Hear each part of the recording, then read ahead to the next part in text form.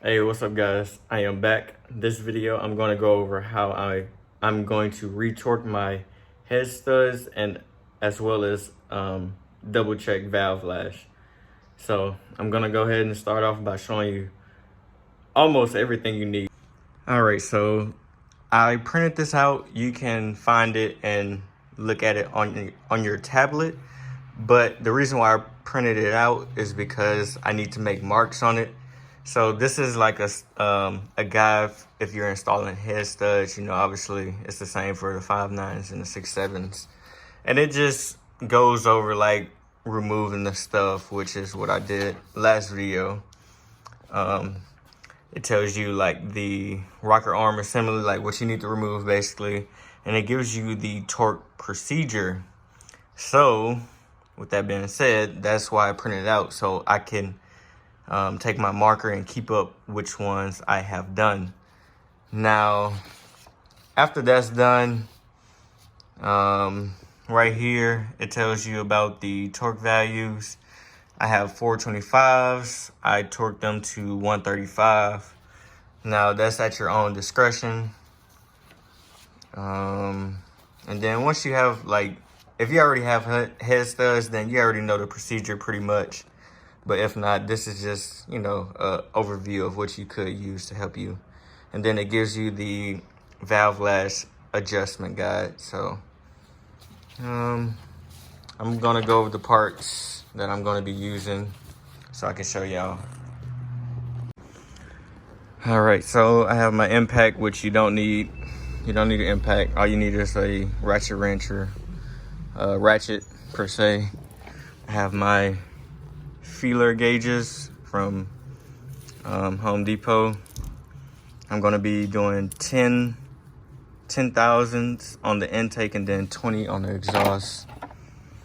Next, I have my 14 millimeter 12-point deep socket.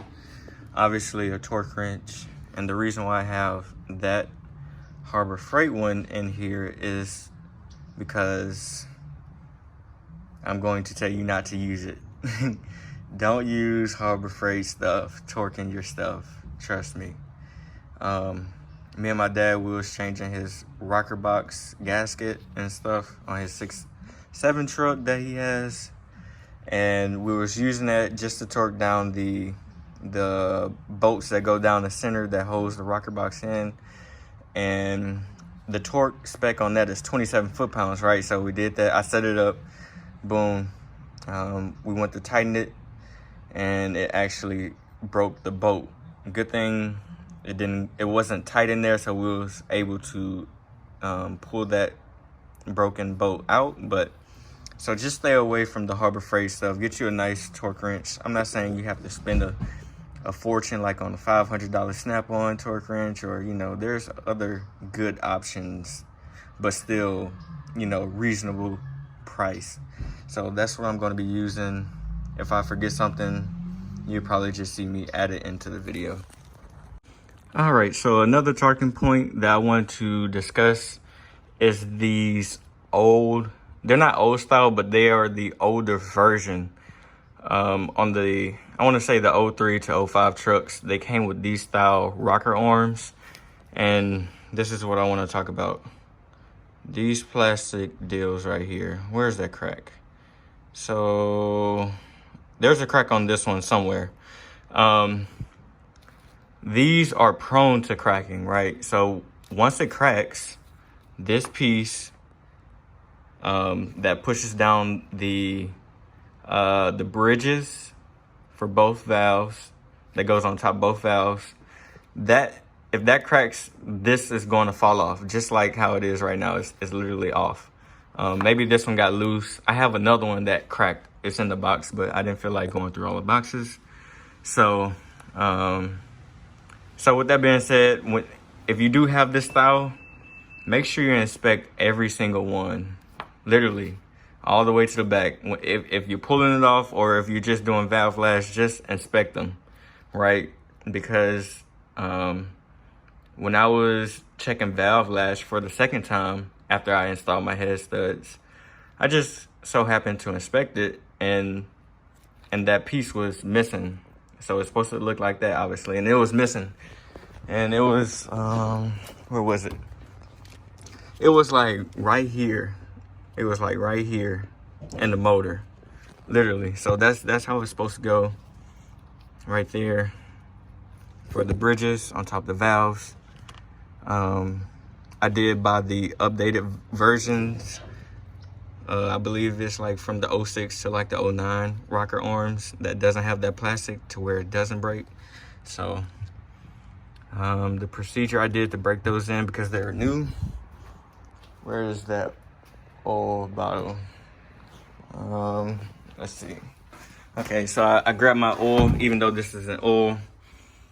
I cut it and I put all of them, or at least like 3 of them in here to soak in oil overnight. That way they be good, nice and lubed up. The second thing you want to check for is for any galling. So these don't look bad if you have a high miles. It might have deep grooves, something like that. So you just want to check for that, make sure they're good. They're not like hard to rock or stuck or anything. So that's what you need to check for that. All right, so I don't know if y'all can see that, but I made a mark for TDC, and it is at top dead center, the 12 o'clock position. But the thing is, my intake and exhaust on cylinder number 1 is tight. That means if you follow the instructions, it will tell you if they're both tight, you need to rotate the engine 360 degrees. You see, that's what I mean by tight. You see how you shake that? Okay. And it sounds loose. That's tight. So I need to rotate it 360 degrees. All right, so this is why it's important to just, before you even take anything apart, just put the engine at top dead center. And then to verify, so I just rotated the engine 360 degrees. See how that's loose? That one's kind of tight. Maybe I've tightened it too much. I'm not sure, but that's why I'm checking it. If it helps y'all out, once you find top dead center, you can see what I put on mine. 6 p.m., that means 6 o'clock. So what that mean up top? You can't see it, but I put a line in 12 o'clock. That way I know 12 is my top dead center up there. All right, so if you're not following like my directions, or not my directions because I'm following this, but just print this out. That way you could read step by step so you don't miss any steps. Obviously, I didn't use the barring tool. I just got on the balancer bolts and rotated it. It says it right there. If both number 1 cylinders rocker arms are loose, continue to next step. If they're not, then rotate 360. So I did that already. Now I'm just going to take off each individual intake just to get to the head stud. Now I'm not like, there's no need for me to take off the exhaust rocker arms because I'm not like, all I need to do is take this off to get to the head stud. But if you're doing like valve springs or changing the push rods, then you have to take off all of them. So this isn't going to be a full detailed install, maybe for what you're doing per se, but it's the same concept. This will get you familiarized with some of the stuff you have to do. All right, so I'm gonna set this right there so I can make sure y'all can see. The first thing I'm gonna do is just get my 10 mil, take off my intake. Okay, set that right there. Be careful if it's stuck. Make sure your bridges don't come off. Okay, so that's my rocker arm. I'm taking it off like that. So you will need a clean spot to set your rocker arms. I just use my creeper and a paper towel. You can get a cardboard, label them cylinder number 1, 2, 3, 4, and so on, so you don't get them mixed up. But after you do it so many times, you kind of just know where you put your stuff, but it doesn't hurt. So now I'm going to check to make sure that I can get on it. Yep. See how I can get to my head stud with just taking off the intake. So that's why I'm only gonna take off all the intake rocker arms, because there's no need for me to take off the exhaust. Okay, so I'm just gonna finish taking off all the exhaust, and then I'm gonna get to the head, the torque procedure.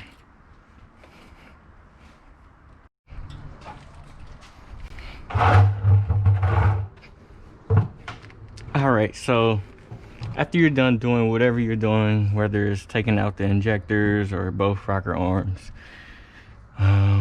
now I'm gonna grab my paper. I have my order that I'm gonna torque my head studs in. So got my torque wrench,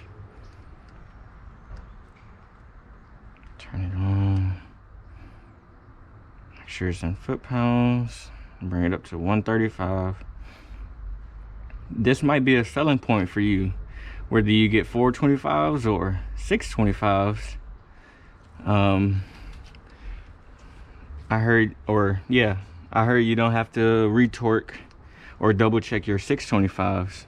So if you don't want to do this, spend the extra, what is it, like $800 for the 625s, because these were like $420. I don't mind. So that's a big price difference. So all right, number 1, I'm gonna find number 1. Let's see, so number 1 is right across from 2, so 1, 2, 3, and then number 2, and then it's number 1. So 1, 2, 3, number 2, and then it's 1 right here.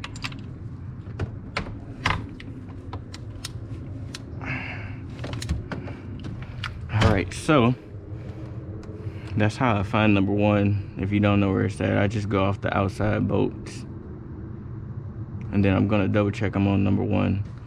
So 22, 14, 6, 2, then 1. Yep. So I'm gonna come over here, put this on this. Okay, went red. Now it's number 2.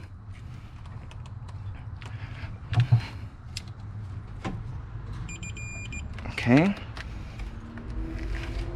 Now number 3. Ooh, he getting it.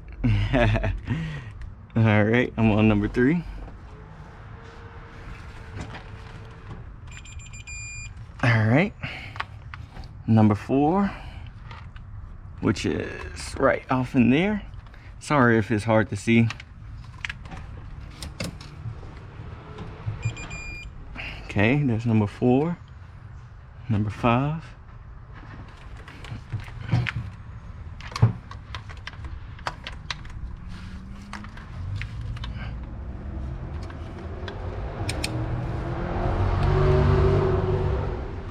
No, he playing.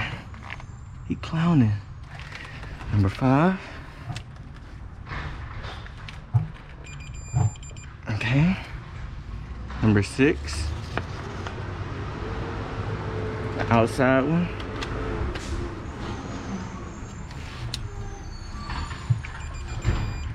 Okay. Number 7. The inside.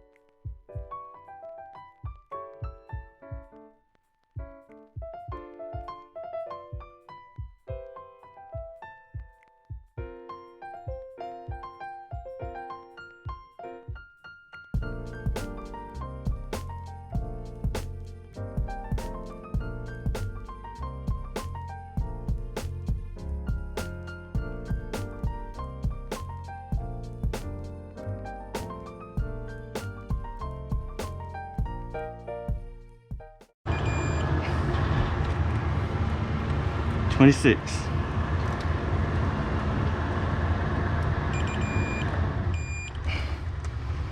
All right, so that's all of them. I'm gonna do it one more time. Since you just saw me do that one, I'm not gonna record the second time. And that's how I do it. Ideally, what you wanna do is you wanna get one full swing. So reach the torque in one turn. I know it might be hard because other stuff is in the way to where you might have to stop and grab another click or go back. But what you want to try and do is just get one full turn and boom, stop. I didn't do that, but hey, it's worked fine for me, so I'm gonna do it one more time. So I just got done double checking all of my head studs once again.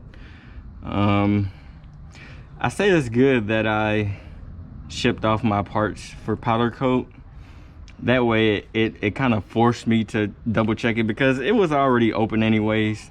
And even if I didn't send my parts to powder coat, I was going to check it anyway, so it really doesn't even matter. I want to say one thing though, like since I added my CP3, now I'll probably be able to hit about 75 pounds of boost, because without my CP3, when I turn it on the hot tune with my stock CP3, I saw 70 pounds of boost. So with that being said, that's why I wanted to double check, you know, all of them again, run valve lash, just to make sure everything is good. And then I'm going to check my exhaust manifold bolts over here. I'm going to check I'm going to check everything while I have it apart and it's not running, you know, just make sure nothing came loose. So yeah, that's that. You know, I'm just going over everything. Next, I'm going to put my rocker arms back on. As you can see, I got them labeled 1, 2, 3, 4, 5, 6. I'm gonna throw them back on and then run valve lash. Okay, so right here where it says reassembly, right there, reinstall rocker arms to 27 foot-pounds. So I got my 10. I'm gonna set this to 27.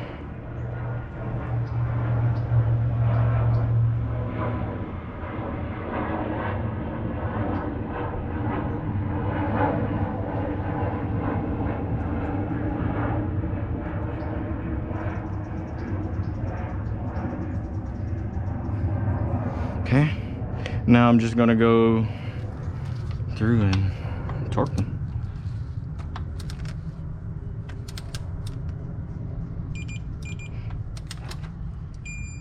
Oh, damn, I torqued that too tight. I know I did, I saw it. So I'm gonna loosen it.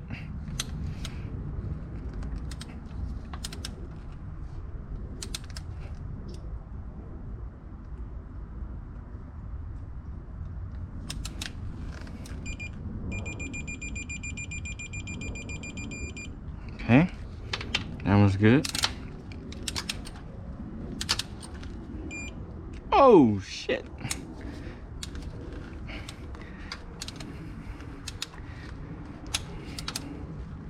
I torqued that one too tight. So go slow, that's the key. Take your time. I don't know why I'm rushing.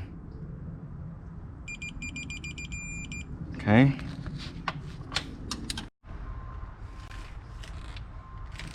All right, so after you get them all torqued down, as you can see, it's still loose like before. So as long as you leave it at top dead center, it should be kind of where you left off, unless you're getting heavy duty or extreme duty push rods.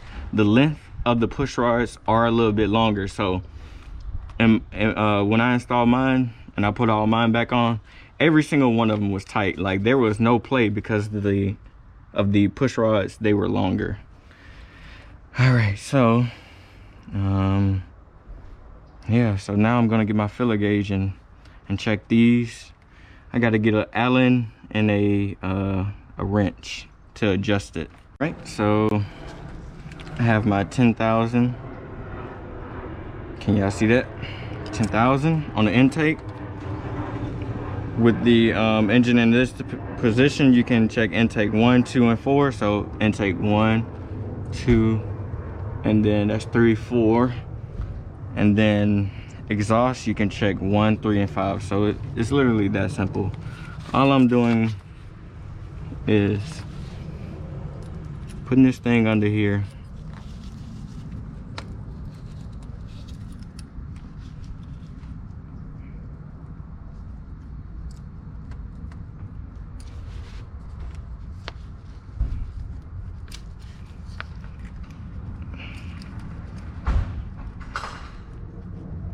hell, it might be too tight. So what that mean? Gotta loosen it up. Take your 14.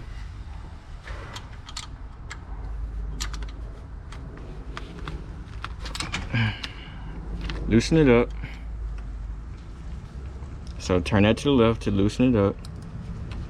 See how that raises up? That's too much. You don't want that. See that? It's too much. So you turn it to the right. It goes closer. If you turn it to the right too much, like this, it's hard. You can't pull it in and out. That's too tight. So you want to find that sweet spot where it has a little drag. That's a little too much for me.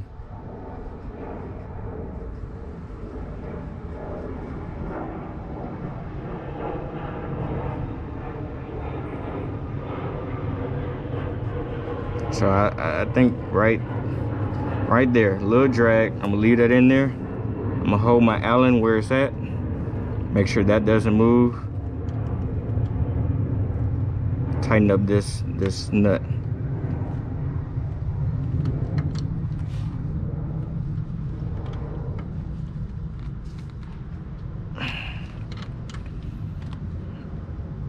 Just like that. Okay, so now I'm gonna check it again and move. So on to the next one. All right, so y'all remember how I said I was gonna check everything, make sure all the nuts and bolts are tight. So my exhaust manifold nuts on the studs, they turn 1/8 of an inch to at least a little under 1/4 of an inch. Some were tight, but most of them did turn. The 2 bolts that hold the small charger on the manifold, that one right there and the one behind it, those turned at least 1/4 of an inch. The bolts, can y'all see it? That one right there and that one, they didn't turn because I put a nut underneath right there. That looks like a crack, but it's not a crack. That's just the way the manifold is made. Next, those nuts and bolts back there, they didn't turn a bit. I checked for leaks. As far as the oil feed, there's no leaks. No leaks. No leaks. And no leaks right there. The only thing else I have to check is really the T-bolt clamps, like these right there, that one, and the one right there, and there's no leaks. I put a flashlight in there. So all right, so there y'all go. That's me retorquing my head studs and checking valve lash. So one thing I want to discuss is a lot of people say, oh, you need to do a high retort this, high retort that. I mean, that's up to you. That's, for me, I don't like doing that just because every time I hear or read or see on the forum or post or whatever it is that they're doing a hot retorque on their head studs, is like either their breaker stud or something goes wrong. I mean, that's the only thing you can do when you're retorquing is breaker stud. So with that being said, I've only done retorques when my engine is cold. I understand, like, if the engine is hot, then everything is expanded, and then you torque down the bolts or the nuts, and then it should bring it down closer because it's hot and expanded. But no.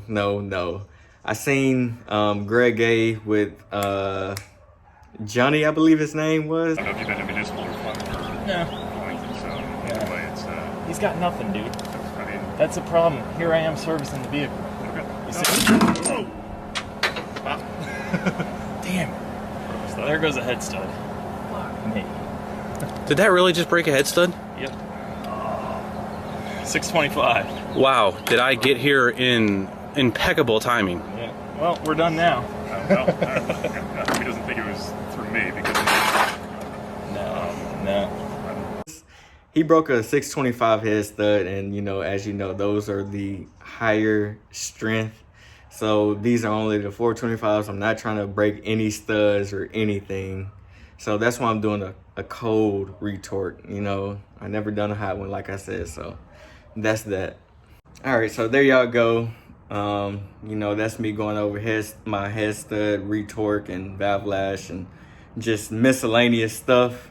Hey, I'm gonna give you another tip. Y'all gotta watch the whole video because it's tips all throughout the video. So if you haven't, just go back and watch it. Anyways, just make sure you go back and go over all your boats. It doesn't matter, like whatever you can think of, just go over it. Make sure it's tight, because some stuff it wasn't loose, but it turned like, oh dang, like, from the heat cycles, getting hot and getting cold. So stuff loosens up. But I mean, there y'all go. That's just that. Yeah, thank you for watching, and I hope y'all come back again. Next video, I don't know if I'm gonna make a video about putting the stuff back on or not. I might just do something spontaneous. So yeah, y'all stay tuned.